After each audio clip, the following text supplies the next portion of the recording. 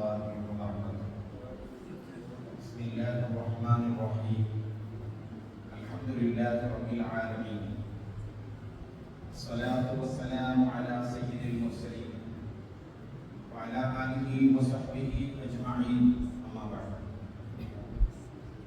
സമാദരണീയരായ സഹോദരന്മാരെ, അല്ലാഹുവിന്റെ വലിയ അനുഗ്രഹം കൊണ്ട് ഇന്നിവിടെ ഒരുമിച്ച് കൂടാൻ നമുക്ക് സാധിച്ചു. അൽഹംദുലില്ലാഹ്. ഇവിടെ വെച്ചുകൊണ്ട് നാം ചെയ്യുന്ന സൽക്കർമ്മങ്ങളെല്ലാം കുറ്റമറ്റ രീതിയിൽ അല്ലാഹു നമ്മിൽ നിന്ന് കബൂൽ ചെയ്യട്ടെ. ഇത് കാരണമായി നമ്മിൽ നിന്ന് വന്നു പോയിട്ടുള്ള തെറ്റുകുറ്റങ്ങളൊക്കെ അല്ലാഹു മാഫ് ചെയ്ത് പരിഹരിച്ചു തരട്ടെ. ആമീൻ എന്ന് പ്രാർത്ഥിക്കുകയാണ്. വളരെ പരിശുദ്ധമായ ദിനരാത്രങ്ങൾ ദിവസങ്ങൾക്കകം നമ്മിലേക്ക് സമാഗതമായി കൊണ്ടിരിക്കുകയാണ്. പരിശുദ്ധമായ ദുൽഹിജ്ജ മാസം ഏതാനും ദിവസങ്ങൾക്കകം നമ്മിലേക്ക് സമാഗതമാകും.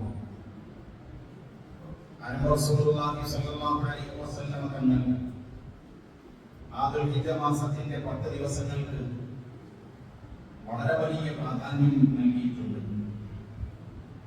ഇമാം ബുഖാരി റളിയല്ലാഹു അൻഹു അടക്കമുള്ള മഹാരഥന്മാരായ ഹദീസ് പണ്ഡിതന്മാർ ഉദ്ധരിക്കുന്ന വളരെ പ്രസിദ്ധമായ ഒരു വചനം, റസൂലുള്ളാഹി സ്വല്ലല്ലാഹു അലൈഹി വസല്ലം മാ മിൻ അയ്യാമിൻ അൽ അമലു സ്വാലിഹു ഫീഹാ അഹബ്ബു ഇലല്ലാഹി മിൻ ഹാദിഹിൽ അയ്യാം.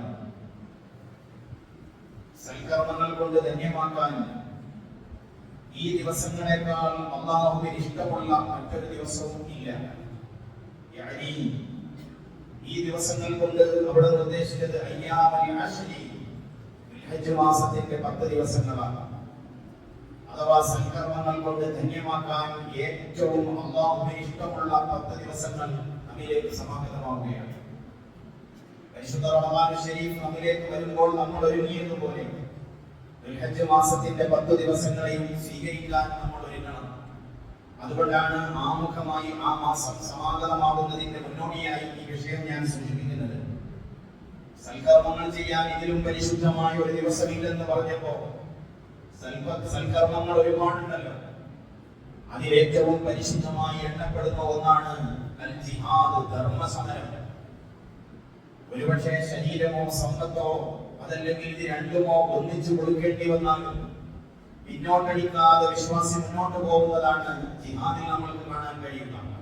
അപ്പൊ സഹാബത്ത് ചോദിച്ചു, വലൽ ജിഹാദു ഫീ സബീലില്ലാഹ്, നബിയേ അല്ലാഹുവിന്റെ മാർഗ്ഗത്തിൽ ജിഹാദ് ചെയ്യുന്നതിനേക്കാളും അതും ഇതിനേക്കാൾ പ്രാധാന്യമുള്ളതാണ് എന്നാണോ താങ്കൾ ഇവിടെ പറയുന്നത്?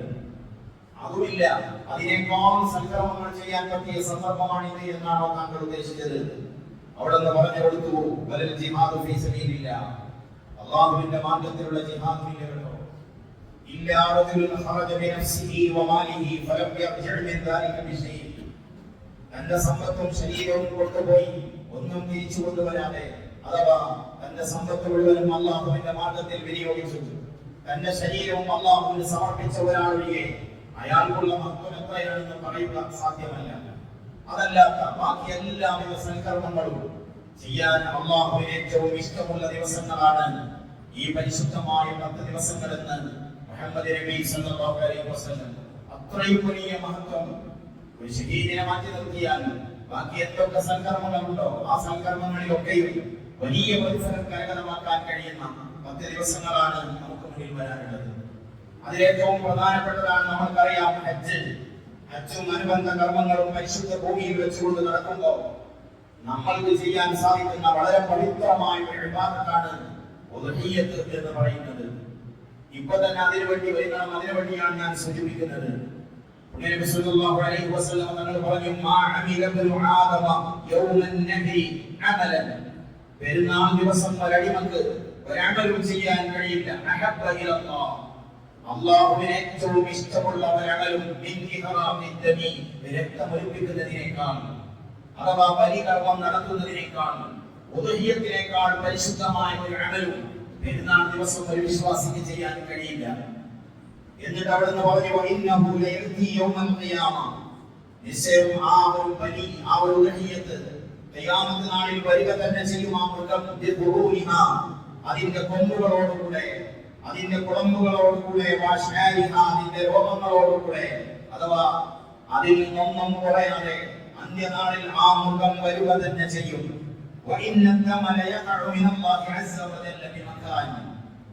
ആ ജീവിയുടെ രക്തം അല്ലാഹുവിങ്കൽ രേഖപ്പെടുത്തപ്പെടുക തന്നെ ചെയ്യും, അല്ലാഹുവിങ്കൽ എത്തുക തന്നെ ചെയ്യും. ആ മൃഗത്തിന്റെ ഒരു തുള്ളി രക്തം ഭൂമിയിൽ ഒറ്റ വീഴുന്നതിന് മുന്നേ അത് അല്ലാഹുവിങ്കൽ രേഖയാവുക തന്നെ ചെയ്യും. അതുകൊണ്ട് നിങ്ങൾ നിങ്ങളുടെ നഫ്സിനെ ഉദ്ഹിയ്യത്ത് കൊണ്ട് സന്തോഷിപ്പിക്കൂ എന്ന് മുഹമ്മദ് റസൂലുള്ളാഹി സ്വല്ലല്ലാഹു അലൈഹി വസല്ലം. നമുക്കറിയാം, പെരുന്നാൾ ദിവസം നമ്മളെല്ലാവരും വളരെ ആദരവോടുകൂടെ കാണുകയും നിസ്കാരത്തിന് സന്നിഹിതരാവുകയും ചെയ്യാറുണ്ട്. എന്നാൽ ഉദ്ഹിയ്യത്തിന്റെ വിഷയത്തിൽ പലപ്പോഴും അതിന്റെ പ്രാധാന്യം ചിലർ അത്ര ഗൗനിക്കാറുണ്ടോ എന്ന് ചിലപ്പോൾ തോന്നിപ്പോകാറുണ്ട്. വളരെ പരിശുദ്ധമായ ഒരു അമലാണ് ഉദ്ഹിയ്യത്ത്. നിങ്ങൾ ഇന്ന അവ്വല റുസ്ഖിനാ ഫീ യൗമിനാ ഹാദാ, അവിടെന്ന് പറഞ്ഞു, ഈ പെരുന്നാൾ ദിവസം നിങ്ങൾ ചെയ്യുന്ന ഏറ്റവും പ്രധാനപ്പെട്ടതും ഒന്നാമത്തതുമായ അമൽ നിസ്കാരം കൊണ്ടുള്ള തുടക്കമാണ്. എന്താണ് സത്യത്തിൽ പെരുന്നാൾ? അല്ലാഹുവിനെ ശുക്ർ ചെയ്തുകൊണ്ടുള്ള നിസ്കാരമാണ് പെരുന്നാളിന്റെ തുടക്കത്തിൽ നിങ്ങൾ ചെയ്യുന്നത്. അതിനുശേഷം നമ്മൾ മടങ്ങിയിട്ട് നമ്മൾ ഉദ്ഹിയ്യത്തിന് ബലികർമ്മത്തിന് വേണ്ടി പോകുന്നു. ഇങ്ങനെ ആരെങ്കിലും ചെയ്താൽ അവൻ നമ്മുടെ സുന്നത്തിനോട് യോജിച്ചവനായി. അതേ സമയത്തോ പെരുന്നാളാണ്, ആഘോഷമാണ്, തലേ ദിവസം തന്നെ നമ്മൾ മൃഗത്തെ അറുത്തു പെരുന്നാൾ ആഘോഷിക്കാനുള്ള മാംസം കൊണ്ടുവന്നാൽ അത് വെറും പെരുന്നാളിന് വാങ്ങിയ മാംസം മാത്രമാണ്. അതിന് ഉദ്ഹിയ്യത്തിന്റെ പ്രാധാന്യമില്ല. തലേന്ന് മാംസം വാങ്ങണ്ട എന്നല്ലേ ഈ പറഞ്ഞതിനർത്ഥം? ഉദ്ഹിയ്യത്തോളം വരില്ല ആ പെരുന്നാളിൽ ചെയ്യുന്ന മറ്റു കർമ്മങ്ങൾ. അതുകൊണ്ട് ഉദ്ഹിയ്യത്തിന് വലിയ പ്രാധാന്യം നമ്മൾ കൽപ്പിക്കണം. നമ്മൾ മഹാനായ ഇമാം ശാഫിഈ റളിയല്ലാഹു അൻഹുവിന്റെ മദ്ഹബ് അനുസരിച്ചുകൊണ്ട് പ്രവർത്തിക്കുന്നവരാണ്. നമ്മെ സംബന്ധിച്ചിടത്തോളം ഉദ്ഹിയ്യത്ത് മുഅക്കദായ സുന്നത്താണ്. അഥവാ സുന്നത്ത് മുഅക്കദ എന്ന് പറഞ്ഞാൽ ഫർളിന്റെ തൊട്ട് താഴെ ഫർളിനോട് അടുത്ത് നിലകൊള്ളുന്ന വളരെ പരിശുദ്ധമായ ഒരു കർമ്മം എന്നാണ് അതിനെ ലളിതമായ വാക്കിൽ അർത്ഥം പറയാൻ സാധിക്കുക. എന്നാൽ ഉദ്ഹിയ്യത്ത് നിർബന്ധമാണ് എന്ന് പറയുന്ന ആളുകളുണ്ട്. ഉദാഹരണമായി നമ്മൾ താമസിക്കുന്നത് ബാംഗ്ലൂരിലാണ്.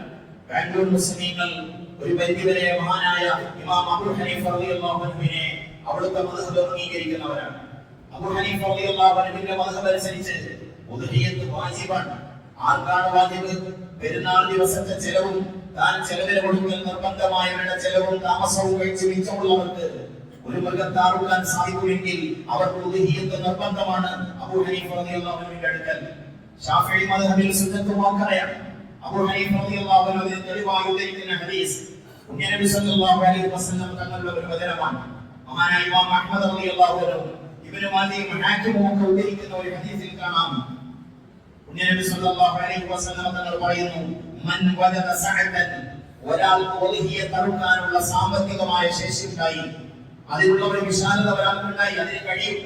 ഒരു മൃഗത്തെ മുഴുവനായി അറുക്കില്ലെങ്കിൽ അതിന്റെ 7 ഷെയർ, ഒരു മാട് വർഗത്തിൽ 7 ഷെയർ എടുക്കാനെങ്കിലും ഒരാൾക്ക് സാധിക്കും. എന്നിട്ട് ഫലമിയുള്ളി അവൻ ഉദ്ഹിയ്യത്തിൽ പങ്കെടുത്തില്ല.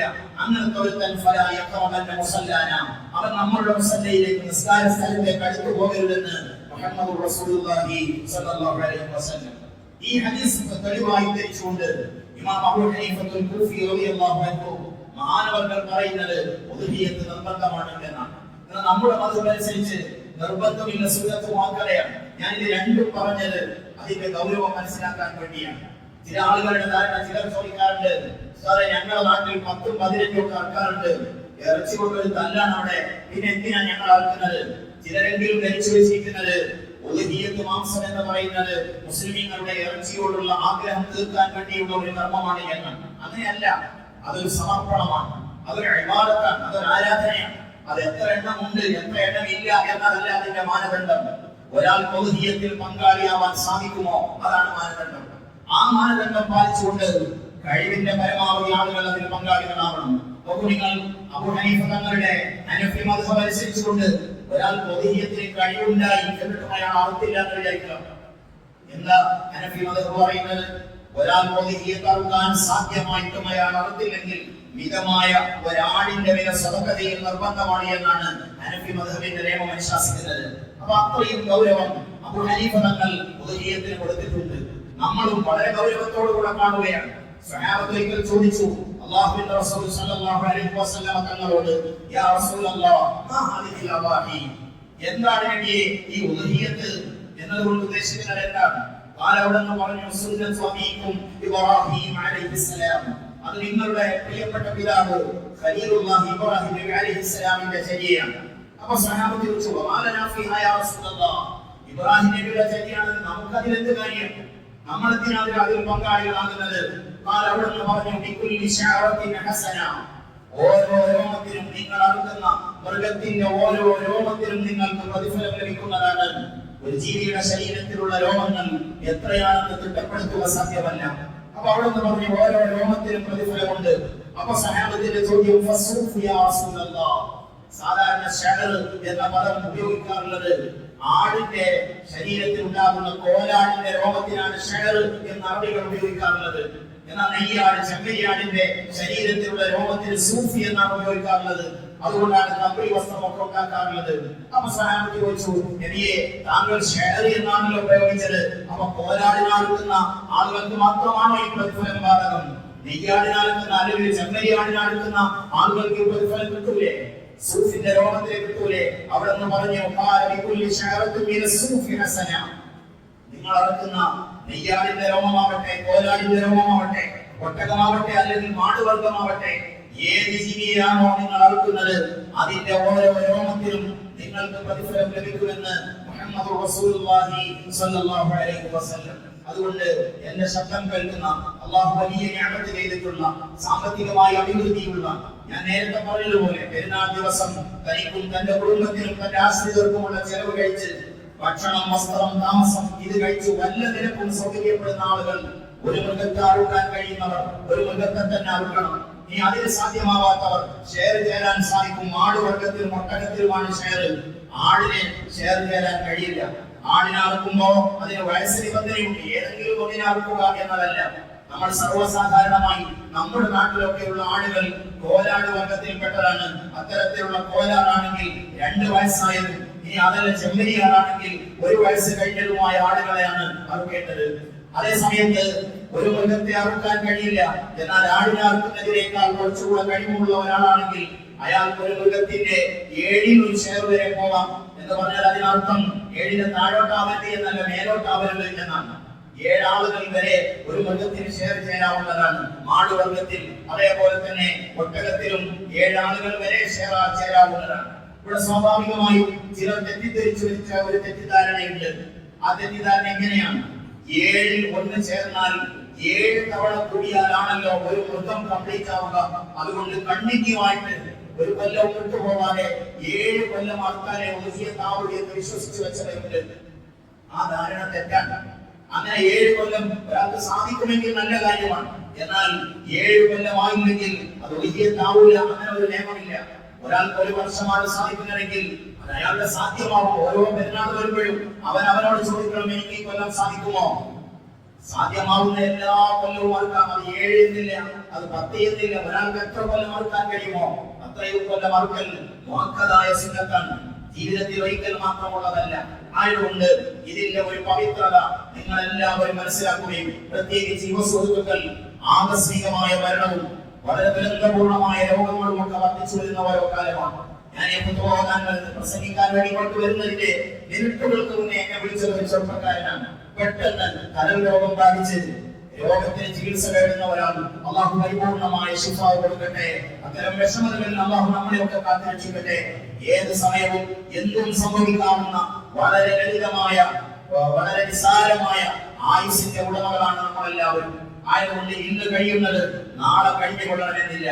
നമ്മൾ കുടുംബവുമായി ആലോചിച്ചുകൊണ്ട് ഉദ്ഹിയത്തിൽ പങ്കാളികളാവാൻ എല്ലാവരും ശ്രമിക്കണമെന്ന് സാന്ദർഭികമായി സൂചിപ്പിക്കുകയാണ്. അങ്ങനെ ഉദ്ഹിയത്ത് ഉദ്ദേശിക്കുന്ന ആളുകൾക്ക് സുന്നത്തായ ചില കാര്യങ്ങളുണ്ട്, അഡ്വാൻസ് ആയിട്ട് ചെയ്യേണ്ട ചില കാര്യങ്ങൾ. അഥവാ അവർ മൃഗത്തെ വാങ്ങുമ്പോൾ അതല്ലെങ്കിൽ അതിനെ നിർണ്ണയിക്കുമ്പോൾ അവർ നിയ്യത്ത് ചെയ്യേണ്ടതുണ്ട്. സുന്നത്തായ ഉദ്ഹിയത്താണെങ്കിൽ എന്റെ സുന്നത്തായ ഉദ്ഹിയത്തിന് ഞാൻ കരുതുന്നു, അതിനുവേണ്ടി ഇന്ന മൃഗത്തെ ഞാൻ വാങ്ങുന്നു. നേർച്ചയാക്കിയതാണെങ്കിൽ ആ നേർച്ചയെ വിടാൻ വേണ്ടിയുള്ള നിയ്യത്ത്, അതേപോലുള്ള നിയ്യത്തുകൾ ഉണ്ടാവണം. അതേപോലെ ദുൽഹിജ്ജ മാസം, ഇദാ റഅയ്തും ഹിലാല ദുൽഹിജ്ജ, ദുൽഹിജ്ജ മാസത്തിന്റെ മാസപ്പിറവി നിങ്ങൾക്ക് ദൃശ്യമായാൽ അഥവാ ദുൽഹിജ്ജ മാസം സമാഗതമായാൽ വഅറാദ അഹദുകും അൻ യുദഹിയ, നിങ്ങൾ ആരെങ്കിലും ഉദ്ഹിയ്യത്ത് ഉദ്ദേശിക്കുകയും ചെയ്യുന്നുണ്ടെങ്കിൽ ഫൽയുംസിക് അൻ ശഅരിഹി വഅഫ്നൈഹി, അവന്റെ നഖം, മുടി എന്നിവ നീക്കുന്നതിൽ നിന്ന് അവൻ വിട്ടുനിൽക്കണം. അഥവാ അതിന്റെ മുമ്പ് തന്നെ ശരീരത്തിൽ നിന്ന് നീക്കേണ്ട നഖങ്ങളും മുടിയും ഒക്കെ രോമങ്ങളും ഒക്കെ നീക്കം ചെയ്യണം. പിന്നെ ഉദ്ഹിയ്യത്ത് അറുത്തതിന്റെ ശേഷമേ അത് നീക്കാവൂ. അത് സുന്നത്താണ്. ആ കാര്യം എല്ലാവരും ശ്രദ്ധിക്കണമെന്ന് സാന്ദർഭികമായി ഓർമ്മിപ്പിക്കുകയാണ്. അതേപോലെ ഉദ്ഹിയ്യത്ത് കരുതുന്ന ആളുകൾ അത് തൊഴിലാളികളെ ഏൽപ്പിച്ച് അറവ് അത് നമ്മൾക്ക് ചേർന്നതല്ല, അത് കുറച്ച് ആളുകൾ അതിനുവേണ്ടി വിധിക്കപ്പെട്ടവർ അറുത്തോട്ടെ എന്ന് പറഞ്ഞ് മാറി നിൽക്കുന്ന ഒരു സ്വഭാവമുണ്ട്. ഉദ്ഹിയ്യത്തിന് അത് ചെയ്യരുത്. ആരാണോ ഉദ്ഹിയ്യത്ത് അറുക്കുന്നത് അവൻ പുരുഷനാണെങ്കിൽ അവൻ അറുക്കാൻ ധൈര്യമുണ്ടെങ്കിൽ, ധൈര്യം എന്നത് ഒരു ഇബാദത്താണത്, അതിന്റെ നിയമങ്ങൾ പഠിക്കുക എന്നതാണ് ധൈര്യം. അങ്ങനെ നിങ്ങൾ തന്നെ തന്റെ കൈ കൊണ്ട് അറുക്കാൻ വേണ്ടി ശ്രമിക്കണം.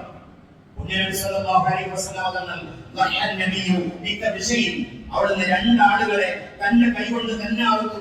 തന്റെ കൈകൊണ്ട് തന്നെ അറുത്തു. നല്ല സുന്ദരന്മാരായ ഭംഗിയുള്ള രണ്ട് മുട്ടനാടുകൾ, അല്ലെങ്കിൽ മുട്ടനാട് എന്ന് അങ്ങനെ പറയും, ആണാട്. ആ രണ്ട് ആണാടുകളെ അല്ലാഹുവിന്റെ ഹബീബ് അറുത്തു. നല്ല കൊമ്പുള്ള നല്ല ഭംഗിയുള്ള ആടിനെ അവിടുന്ന് അറുത്തു. ബിസ്മില്ലാഹി തക്ബീർ ചൊല്ലി തന്റെ കൈകൊണ്ട് തന്നെ അവിടുന്ന് അറുത്തു. അതുകൊണ്ട് നമ്മൾക്ക് സാധ്യമാവുന്നവർ നമ്മൾ തന്നെ അറുക്കാൻ വേണ്ടി മുന്നോട്ട് വരണം. ഈ ഒരു ഇബാദത്തിന്റെ മഹത്വം ഉൾക്കൊള്ളുകയും ഇന്നത്തെ പ്രഭാഷണം നിങ്ങൾക്ക് അതിലൊരു നിമിത്തമാവുകയും ചെയ്താൽ തീർച്ചയായും നമ്മൾ വിജയിക്കും. സാധ്യമാവുന്നവരെല്ലാം അതിൽ പങ്കാളികളാവണം. കഴിഞ്ഞ വെള്ളിയാഴ്ച പറഞ്ഞതുപോലെ ഇന്നും കലക്ഷൻ നടത്തുന്നത് വളരെ ദരിദ്രയായ ഒരു കുടുംബത്തിലെ, ദരിദ്രരായ ഒരു കുടുംബത്തിലെ ഒരു സഹോദരിക്ക് വേണ്ടി തന്നെയാണ്. കഴിഞ്ഞ ആഴ്ച എല്ലാവരും നന്നായി സഹായിച്ചിട്ടുണ്ട്. അതേപോലെ നമ്മളുടെ ചെറിയൊരു സഹായം നമ്മൾ മുന്നേ വരെ കണ്ടിട്ടില്ലാത്ത ഏതോ ഒരു സഹോദരി ഈമാനികമായി നമ്മൾ തമ്മിൽ കണ്ടിട്ടില്ലെങ്കിലും നമ്മൾ തമ്മിൽ ഒരു ബന്ധമുണ്ട്. ആ സഹോദരിയുടെ ശരീരത്തിലേക്ക് നിങ്ങളുടെ സഹായം എത്തിച്ചേരുമ്പോൾ അത് നാളെ വലിയ ഒരു പ്രതീക്ഷയായിരിക്കും നമ്മൾക്ക്. നിങ്ങളെല്ലാവരും പോകുമ്പോൾ ആ സഹോദരിയെ സഹായിക്കണം. വിവാഹത്തിന് വേണ്ടി അല്ലാഹു തആല എല്ലാം മംഗളമാക്കി കൊടുക്കട്ടെ. ആ സഹോദരിയുടെ പ്രയാസങ്ങൾ അല്ലാഹു പരിഹരിച്ചു കൊടുക്കട്ടെ. വഅഖിറു ദഅവാനാ അൽഹംദുലില്ലാഹി റബ്ബിൽ ആലമീൻ. വസ്സലാമു അലൈക്കും വറഹ്മത്തുള്ളാഹി വബറകാതുഹു.